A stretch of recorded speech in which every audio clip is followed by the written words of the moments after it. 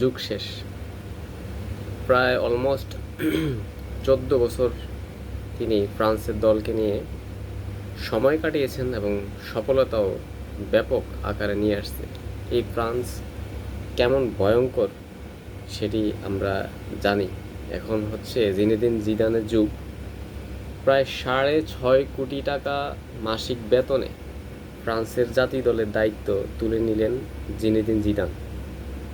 দর্শক, 4 বছর আগে তিনি রিয়াল মাদ্রিদের দায়িত্ব ছাড়ার পর বিভিন্ন ক্লাব এবং জাতীয় দল থেকে অফার পাওয়ার পরেও ফ্রান্স জাতীয় দলের দায়িত্ব নেওয়ার আশায় কোনো দলকেই, কোনো ক্লাবকে জিনেদিন জিদান সুযোগ দেননি, ছাড় দেননি, জাননি। শুধু ফ্রান্সের জাতীয় দলের দায়িত্ব তিনি নেবেন বলে। দায়িত্ব নেওয়ার পরে তিনি একটি কথা বলছেন যে ফ্রান্স বর্তমান যে ধারায় আছে সেটি যাতে অব্যাহত থাকে বা আরও ভালো করতে পারে, বিশ্বকাপ নিতে পারে, ভালো পারফরমেন্স করতে পারে, সেটি তার ইচ্ছা। এই জন্য ফ্রান্সের জাতীয় দলে থাকার জন্য, জাতীয় দলের দায়িত্ব নেওয়ার জন্য তিনি খুবই আগ্রহী ছিলেন, তাই তার এটা সাকসেস হয়েছে। আসেন আমরা একটু কথা বলি। পয়েন্ট 1, 4 বছর আগে রিয়াল মাদ্রিদের দায়িত্ব তিনি ছেড়ে অবসরে ছিলেন শুধু ফ্রান্সের দায়িত্ব নেওয়ার জন্য। পয়েন্ট 2তে হচ্ছে প্রায় 6.5 কোটি টাকা। চিন্তা করা যায় আমরা কোথায় আছি।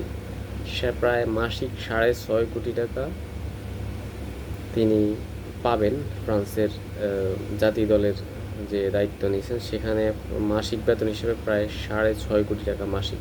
এবং তার এই দায়িত্ব হচ্ছে 2028 সালে ইউরো কাপ এবং 2030 সালে বিশ্বকাপ। যেহেতু ইউরোপ, আফ্রিকা এবং সাউথ আমেরিকার 3টি ম্যাচ মিলে এই আয়োজন। তো ইউরোপে আয়োজন মানে হ্যাভি একটা আয়োজন, ইউরোপ শক্তিশালী। তো এখানে জিনেদিন জিদানের শুধু কোচিং ক্যারিয়ার হচ্ছে স্পেশালি রিয়াল মাদ্রিদ, যেখানে তিনি রিয়াল মাদ্রিদের দায়িত্ব নেওয়ার পরে রিয়াল মাদ্রিদ প্রায় চ্যাম্পিয়ন্স লিগ জিতে 3টা এবং লা লিগা জিতে 1টা আর ইউরোপিয়ান ট্রফি জিতে। তো ব্যাপক সাফল্য তিনি রিয়াল মাদ্রিদে দায়িত্ব পাওয়ার পরে রিয়াল মাদ্রিদকে ব্যাপক সফলতা জিদানের হাত দিয়ে নিয়ে আসছিলেন। তারপর থেকে তিনি টোটালি দায়িত্ব ছাড়ার পর থেকে তিনি আসলে ফ্রান্সের দায়িত্ব নেবেন, অন্য কোনো অফারকে তিনি আর লুফে নেননি।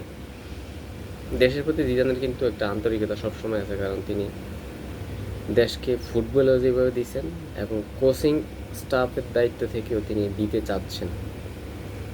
তো সব কিছু মিলে জিদানের যে 4 বছর পরীক্ষা, এখন যেসব আর ফ্রান্সের যে একটা সম্পর্ক, সেটি জিদানের সাথে ফ্রান্সের জাতীয় দলের সম্পর্ক কেমন হয়, জিদান কেমনভাবে পরিচালনা করে, সব কিছু মিলে আগামী 2028 এবং 2030 বিশ্বকাপে আমাদের অপেক্ষা করতে হবে।